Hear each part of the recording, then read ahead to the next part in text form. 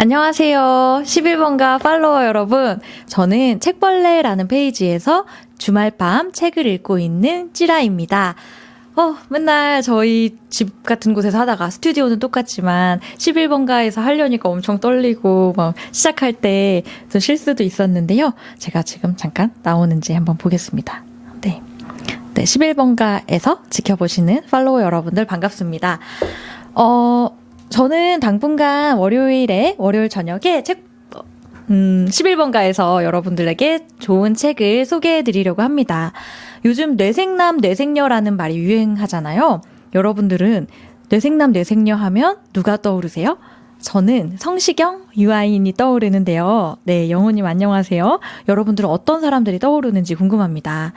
실제로 최근에 이런 기사가 났어요. 성인 1000명을 대상으로 설문조사를 했을 때 84%가 이성이 책 읽는 모습이 매력적이다라고 대답을 했다고 합니다. 그래서 제가 페이스북에서 남성분들에게 물어봤어요. 어떤 상황에서 책 읽는 여자가 예뻐 보이냐? 여러분들은 어떨 때 책 읽는 여자나 혹은 남자를 발견했을 때 예뻐 보이시나요?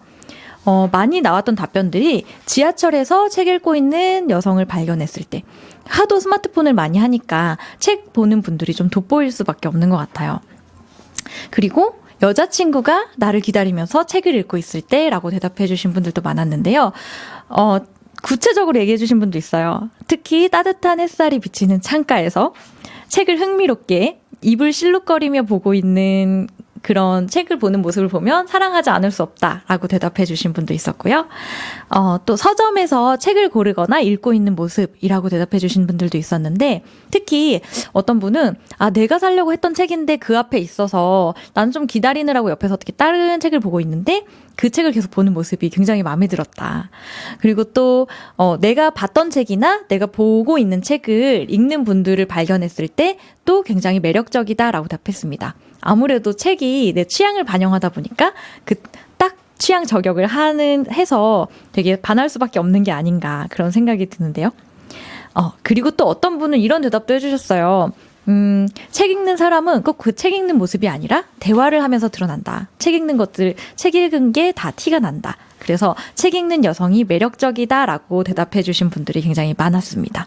여러분들은 어떤 책 읽는 여성의 혹은 남성의 모습에 끌리는지 궁금한데요. 어쨌든 책을 읽으면 매력이 올라가는 거는 맞는 것 같습니다. 근데 왜 저는 솔로냐? 이번 크리스마스에도 왜 혼자 보내야 하느냐? 역시 설문조사는 설문조사일 뿐이 아니냐. 네, 이런 생각도 해보는데요. 그러면 저는 오늘 우리의 내면을 섹시하게 도와줄 우리의 내생녀 프로젝트 첫 번째 책으로 자존감 수업이라는 책을 소개해 보겠습니다. 이게 9월에 나왔는데요. 윤홍균 선생님이 지으신 건데 이제 9월에 출시해서 계속 베스트셀러가 되고 있는 책입니다. 윤홍균 선생님은 정신건강의학과 선생님이시고요. 이제 선생님이 책 앞에서 밝히시기로는 나도 어렸을 때 자존감이 매우 낮았다. 특히 과학고등학교 입시, 재수, 그리고 재수 학원에서도 입시에도 떨어졌고 대학교 입시에도 떨어졌고 특히 의과대에 떨어졌을 때 자기는 굉장히 그 실패를 맛봐서 맨날 PC방을 전전하고 부모님을 보기가 민망해서 되게 새벽에 들어가고 그러면서 굉장히 힘든 시간을 보냈다라고 얘기하셨습니다. 그러면서 그때는 굉장히 힘들었고 내가 되게 많은 고통의 시간을 보냈었는데 자존감이 건강해진 지금에야 행복을 느낀다. 그래서 자존감이 행복의 결과물이기도 하고 또 행복의 결과물은 자존감을 높아지는 것이다 라고 얘기를 합니다. 네, 그러면 요즘 한참 자존감이라는 키워드가 많이 나오는데 자존감이 과연 무엇일까요? 선생님은 자존감에 대한 정의를 자신을 어떻게 평가하는가라고 얘기합니다. 그래서 자존감을 구성하는 3가지 축을 얘기하는데요. 첫 번째는 자기 효능감이에요. 그래서 자신이 얼마나 쓸모 있는 사람인가 라는 것이 자기 효능감이고요. 두 번째는 자기 조절감. 내가 하고 싶은 게 있을 때 마음대로 할 수 있느냐라는 부분이 자기 조절감입니다. 그리고 이제 자기 안정감이라는 부분이 있는데 내가 평소에 어떤 상황이 닥쳐도 얼마나 안전하고 편안함을 느끼느냐. 그래서 어렸을 때 겪었던 트라우마가 해결되지 않았거나 애정결핍이 지속되는 사람 같은 경우는 자기 안정감을 갖고 있다고 보기 어렵다. 그래서 이 세 가지 축이 잘 맞아야 건강한 자존감을 가지고 있다라고 얘기할 수 있겠습니다. 영호님 싱크가 버벅거리는 것 같다고 하셨는데 입이 잘 안 맞나요? 또박또박 네, 잘 얘기를 들려드릴게요. 그러면 올해 왜 이렇게 자존감이라는 키워드가 굉장히 서점에서 사실 책이 쏟아져 나왔거든요. 왜 자존감이라는 키워드가 인기가 있었을까? 윤 선생님은 이렇게 얘기를 하세요. 옛날에는 형제 자매가 많았다. 그래서 내가 밖에서 맞고 돌아와도 언니한테, 동생한테 그렇게 얘기할 수가 있었는데, 이제는 형제 자매도 줄어들고 또 1인 가구가 늘어나면서 물리적으로도 내가 그 힘든 부분을 이야기할 수 있는 사람이 없었고 혼자 고립되는 환경이 증가했다라고 이야기합니다.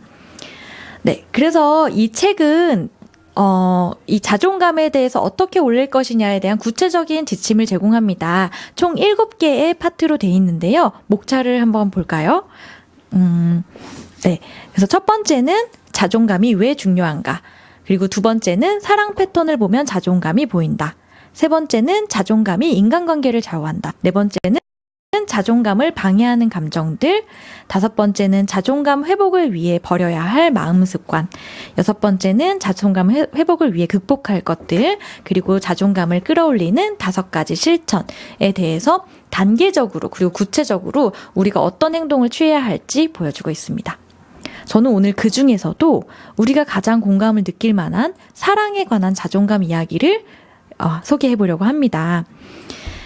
그래서 저처럼 사랑과 자존감에 대한 이야기에 폭풍 공감을 하실 분들이 많을 것이라고 생각하고 오늘의 책 시작해 보도록 하겠습니다.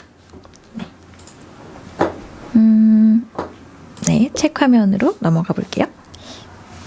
네, 여기 있네요. 이 책 굉장히 예쁘죠? 이렇게 그 색깔은 이제 잘 안 보인다. 네, 책은 초록색과 살색으로 이렇게 돼 있는데요. 제가 오늘 읽어볼 부분은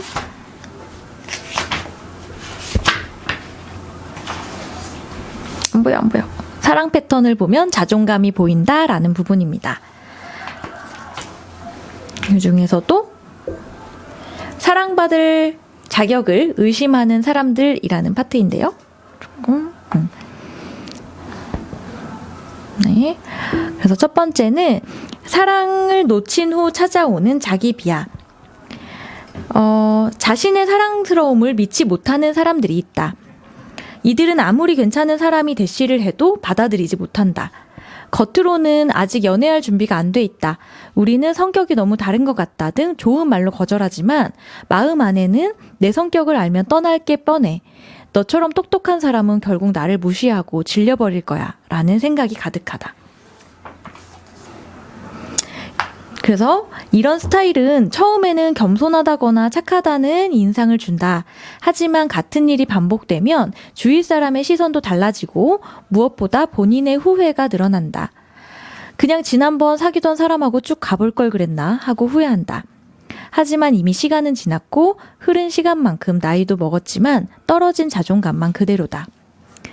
낮은 자존감 때문에 사랑을 놓치고 사랑을 놓친 후에 자존감은 더 멀어진다.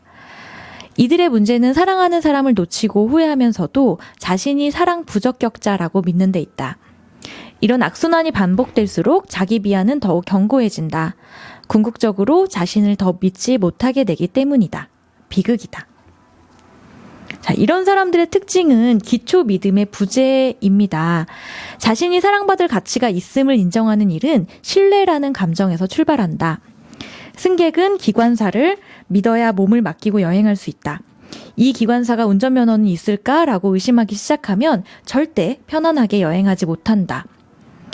이렇듯 누군가에 대한 본능적인 믿음을 기초 믿음이라고 부른다. 사람이 태어나 가장 먼저 갖는 기초 믿음은 엄마에 대한 믿음이다.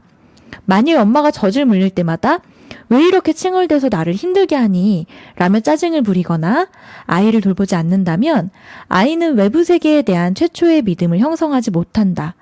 엄마의 겁으로 인해 아이는 자꾸 나는 배가 고파지는 이상한 존재, 세상에 불필요한 존재라는 인식을 가지게 된다. 이러한 부분 때문에 자존감이 낮을 수 있다고 얘기하죠. 자, 이러한 자기 불신은 인간관계도 망칩니다. 자신의 매력이나 능력을 믿지 못하는 사람은 타인과의 관계에도 문제가 생기기 쉽다. 나를 사랑할 이유가 전혀 없는데 왜 나를 사랑한다고 할까? 하는 의심을 품기 때문이다.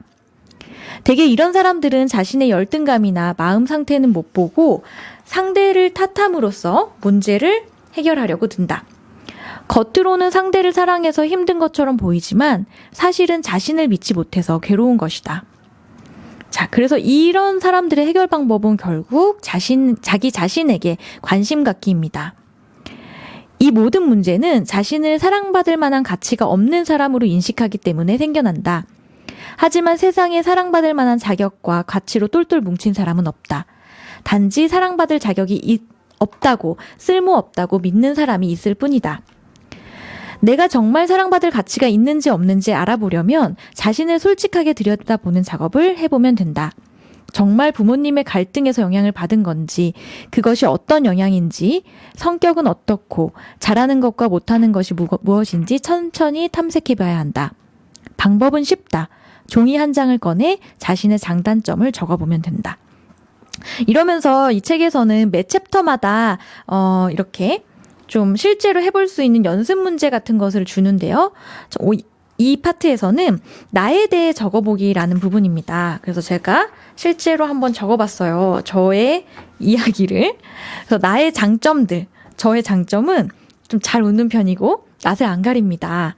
그리고 사람 만나는 걸 좋아하고요. 그리고 단점은 자신감이 좀 부족한 것 같아요. 그리고 내가 잘할 수 있는 거는 말하기, 사교활동. 하지만 잘하지 못하는 것은 설득하기.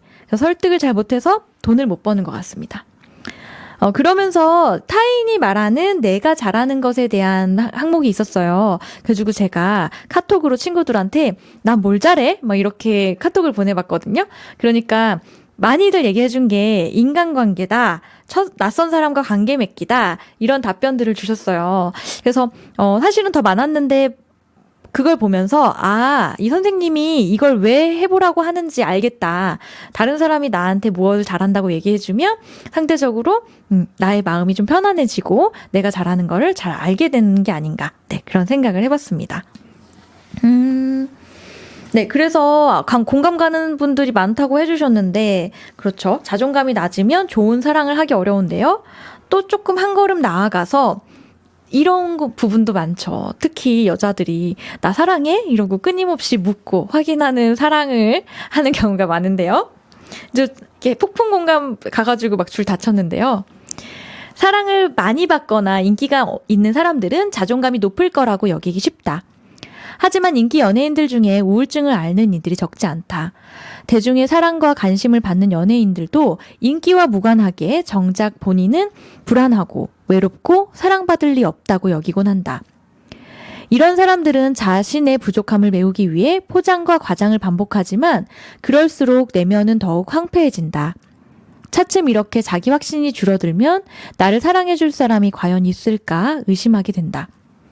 당연히 괜찮은 사람은 나를 사랑할 리 없다고 확신하고 그래서 누가 봐도 부족한 사람의 사랑을 덜컥 받아들인다. 네. 자, 슬픈 이야기죠. 사랑은 집착과 함께 온다. 이런 사람들은 괜찮은 사람에게 사랑 고백을 받아도 의심부터 한다. 처음엔 의심하며 만나다가 나중에 매달리는 형국이 된다. 어떤 이들은 이것을 강렬한 사랑이라고 믿는데 사실은 집착이다. 집착은 병이다. 긴 병에 효자 없듯 집착은 굳건한 사랑도 떠나게 한다. 집착 때문에 사랑이 떠나면 자존감은 더 떨어진다. 거봐, 또 떠났잖아. 역시 날 사랑하지 않은 거야. 라는 생각이 들 수밖에 없다. 자존감이 낮기 때문에 집착하고 집착해서 자존감이 낮아지는 악순환이 이어진다. 네. 공감하는 분들 계신가요? 어떤 것에 애착이 생기면 행복감과 동시에 두려움도 싹튼다. 그 대상이 사람일 때 우리는 그것을 사랑이라고 부른다.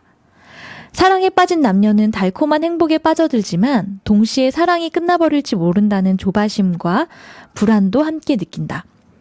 그래서 대개 연애를 시작하고 석 달이면 웬만한 연인은 다투고 화해하는 과정을 거친다. 투닥거리고 화해하고 다시 사랑하고 화해하고 싸우는 과정을 반복한다. 사실 이런 거는 누구나 어떤 커플이나 겪는 문제일 수 있잖아요. 그런데 자존감이 부족한 사람은 이 과정을 남들보다 격렬하게 겪는다.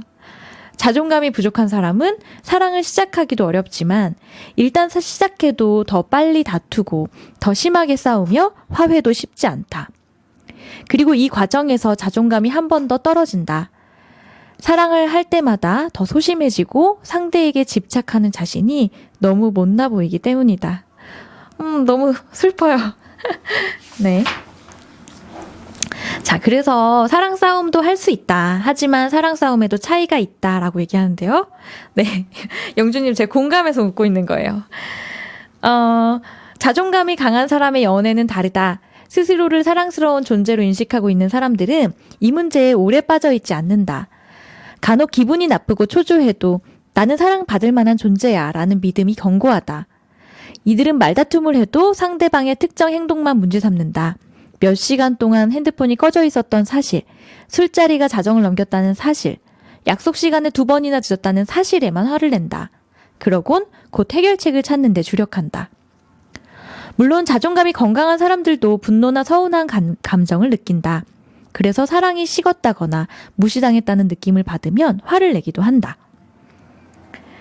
이들은 또 나를 안심시키려면 이렇게 행동해줘 라는 메시지 또한 효과적으로 전달한다. 상대방의 표현 방식을 변화시키면서 자신도 상대가 원하는 방식으로 변화하는데 초점을 맞추기 때문이다. 사랑을 한다는 건 거기서 얻는 행복만큼이나 큰 에너지를 요하는 감정이다. 이때 그가 진짜 나를 사랑하는가, 내가 사랑받을 만한 사람인가 하는 고민을 하지 않으면 그만큼 에너지 소모를 줄일 수 있다. 그리고 그 에너지는 건강한 관계를 만드는 데 쓰인다. 네, 그러니까 사랑할 때 좀 더 자신감을 갖고 저 사람이 날 사랑할까라는 생각을 덜 하는 게 좋겠죠. 자, 그래서 이렇게 잘 사랑하기 위해서 기초공사를 어떻게 해야 할까요? 자신을 사랑스러운 존재로 인식하기는 사랑을 지속하는 데 꼭 필요한 기초공사다. 이것이 무너지면 안정된 사랑을 이어갈 수가 없다.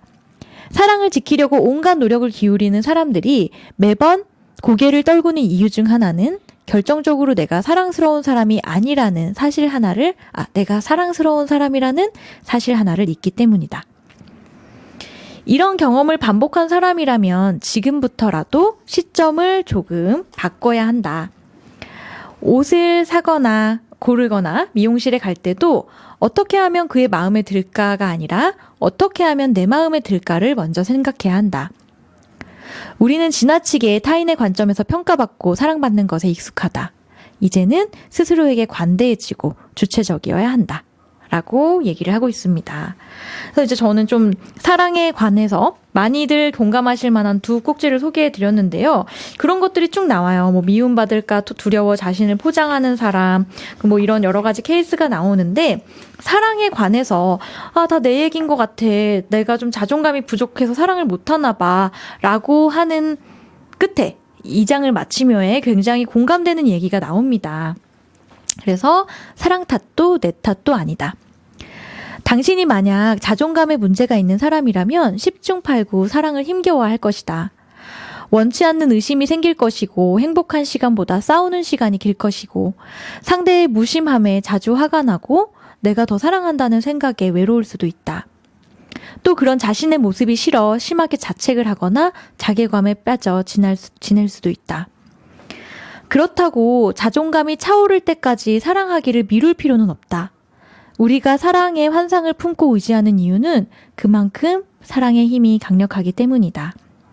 사랑은 자존감을 갉아먹기도 하지만 그만큼 치유해주기도 한다. 자, 그래서 여러분 사랑하셔도 됩니다. 당신이 힘든 이유는 자존감 외에도 여러 가지가 있을 수 있다. 체력이 바닥나서 지쳤을 수도 있고 돈이 없어서 괴로운 것일 수도 있다. 힘든 이유가 사랑 때문이라고 섣불리 결론 내지 않기를 바란다. 또 사랑은 원래 나랑 안 맞는 거다거나 사랑은 괴로운 거라고 쉽게 단정 짓거나 일반화하지 않았으면 한다. 자존감이 낮다고 해서 너무 실망할 필요도 없다. 아, 나에게 자존감 문제가 있구나. 그래서 그동안 사랑이 힘들었구나. 정도만 깨달으면 된다. 아직 할 얘기가 많이 있다. 본격적인 시작은 이제부터다. 네, 그래서 자존감 수업에서도 두 번째 파트, 사랑에 관한 이야기를 한번 읽어봤습니다. 어떻게 좀, 네, 영주님 진리라고 하셨는데, 공감이 가시는 분들이 많았나요? 좀 좋아요랑 그 최고의요가 빵빵 올라가고 있는데, 혹시 공감하시는 분들이 있다면, 좀 좋아요를 많이 눌러주시기 바랍니다. 그래서 지금 제가 사랑해서 당신이 이런 문제를 겪고 있다면 당신은 자존감의 문제를 겪고 있을 확률이 높다. 그러면서 나부터 사랑하고 나 자신부터 돌볼 줄 알아야 한다라는 이야기를 들려드렸고요. 이제 이 책의 뒷부분으로 갈수록 여러분들이 자존감을 어떻게 회복해야 하는지, 스스로를 어떻게 해야 하는지에 대한 구체적인 지침을 들려줍니다. 혹시 오늘 들으시면서 맞아, 저거 진짜 내 얘기야 라고 생각하시는 사람이 있었다면 이 책을 한번 읽어보기를 추천드릴게요. 이제 2017년이 얼마 안 남았잖아요. 지금 구매하시면 이 책을 읽기 시작하시면 아마 올해 안에 다 읽으실 수 있을 거예요. 그래서 우리 좀 더 건강한 자존감으로, 건강한 상태로 2017년에는 아름다운 사랑을 좀 더 해보기를 기대해 봅니다. 책 구매 링크를 본문에 걸어놨어요. 그래서 좀 책이 더 궁금하신 분들은 링크를 클릭해서 11번가에서 어떤 책인지 좀 더 살펴보시는 것도 좋을 것 같습니다. 여러분, 오늘 저와 함께 한 시간 어떠셨나요? 오늘 좀 댓글이 많이 안 달려서 어떠셨는지 많이 궁금한데요. 제가 굉장히 잠이 잘 오는 목소리예요. 당분간 준호님이 매일 하냐고 물어보셨는데 저는 월요일 밤마다 찾아와서 여러분들에게 좋은 책들을 소개하면서 여러분들을 기분 좋게 꿈나라로 가실 수 있도록 도와드리도록 하겠습니다. 하지만 언제까지 나올 수 있을지 몰라요. 여러분들이 사랑해 주셔야 나올 수 있기 때문에 저는 오늘 이렇게 인사하고 마무리하겠습니다. 여러분, 다음 주에 만나요. 제발. 안녕히 주무세요.